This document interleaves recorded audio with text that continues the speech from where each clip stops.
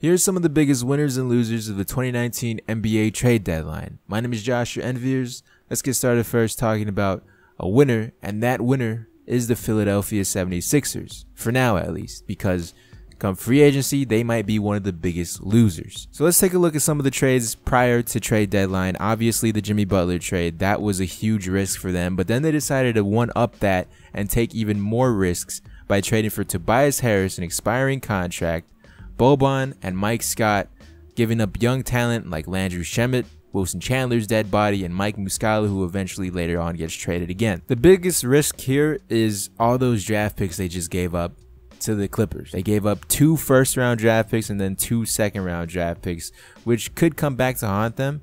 And not to mention, they traded away their first overall draft pick in another trade, Markelle Fultz, for Jonathan Simmons, a first and a second pick. Elton Brand is out here making moves, and it looks like I said, they're in win now mode. But this year, can they win now with other Eastern Conference teams like the Raptors getting better, the Bucks getting better? They have a strong chance of making the Eastern Conference Finals, but the finals just to get blown out by the Warriors, I don't know. I don't know if that's as likely as they think it is, but we'll have to wait and find out come June. Winners. The Toronto Raptors ended up getting Marc Gasol for pretty cheap, only having to give up Jonas Valanciunas, DeLon Wright, and CJ Miles, who's been playing like buns recently, and a second-round draft pick. Because all of the moves that the Philadelphia 76ers have made, the Raptors need to stay in the hunt along with the Bucks, and this move makes sense for them. Just like the Sixers, they're trying to win now and make Kawhi Leonard stay by reaching the NBA Finals. This was a solid trade for them,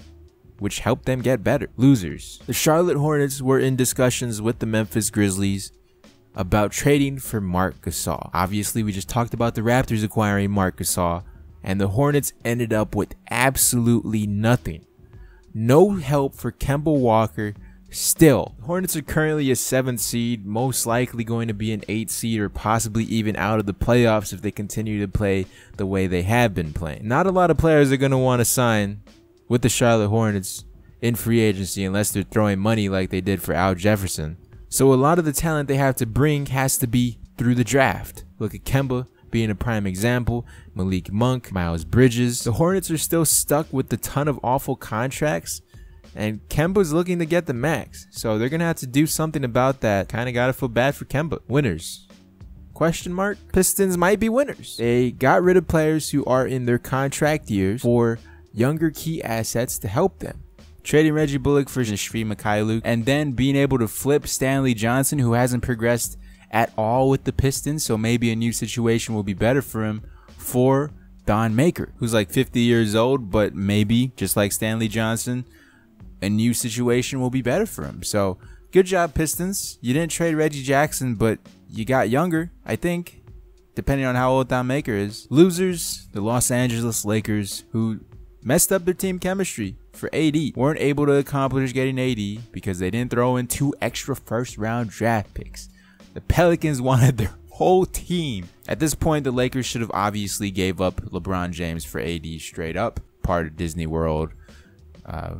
I've seen a lot of people say they should have gave up some of their trophies. I mean, they have like how many trophies the Lakers have? A lot. Pelicans, 0. So, you know, a trophy, a Larry O'Brien trophy could have been added sweetener to the deal, but they didn't think of that apparently. So, unfortunately, they are the ultimate losers of trade deadline because they're probably going to end up signing Carmelo Anthony and then traded their promising player in Zubac for Mike Muscala simply for the fact that they didn't want to be mean and waive Michael Beasley, which is all because player empowerment, and I'm utterly disgusted by this trade by the Lakers. It's cool because they had to do what was best for the franchise, right? Trade this man while he had 0 idea. I'm not knocking who traded him because it's a business and you have to do what you feel, but I just want the narrative to start to get real.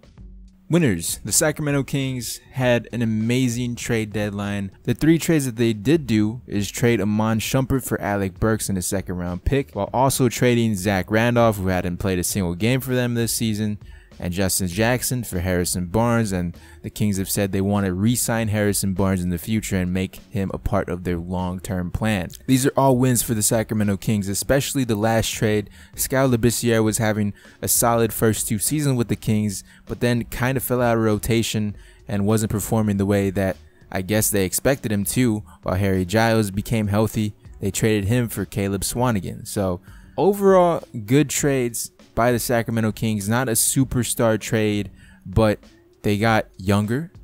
They got their small forward of the future, it seems like, in Harrison Barnes, and are competing for a playoff spot this year since they do not have their draft pick. Kind of a race between the Clippers, the Lakers, and the Kings, the California battle. Winners, the Los Angeles Clippers, and by far, in my opinion, the biggest winner of the 2019 NBA trade deadline. They traded away Tobias Harris, Boban, Mike Scott for Landry Shamet, Wilson Chandler, and Mike Muscala, who eventually turned into Zubac and Michael Beasley. But that first trade that they did was a big one, considering Tobias Harris looked to be their guy for the future.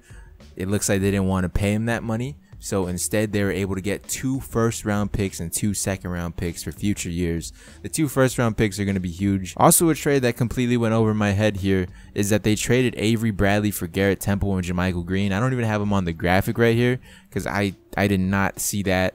And to be honest, the Clippers have so many players right now. They have like 17, 18 players. So one of these guys is going to get cut. Probably Marcin Gortat or a guy like Milos are going to get bought out and be free to join whatever team they want. The draft picks are where it's at. The young players are where it's at. And free agency this offseason is also where it's at, where they look to sign some big name guys, maybe a couple max contracts, 2 if they're lucky. Jerry West doing great things out there. Seems like wherever Jerry West goes, the team always gets better. So shout out to the Clippers. Winning trade deadline for 2019. So those are my thoughts on the biggest losers and winners. Did you agree? Did you disagree? Let me know in the comment section below, along with telling me your biggest losers and winners of the trade deadline. Maybe I missed something, and maybe you can point it out for me. Thank you for watching. Subscribe, share the video, click on these other videos on screen. I'll talk to you in the next one.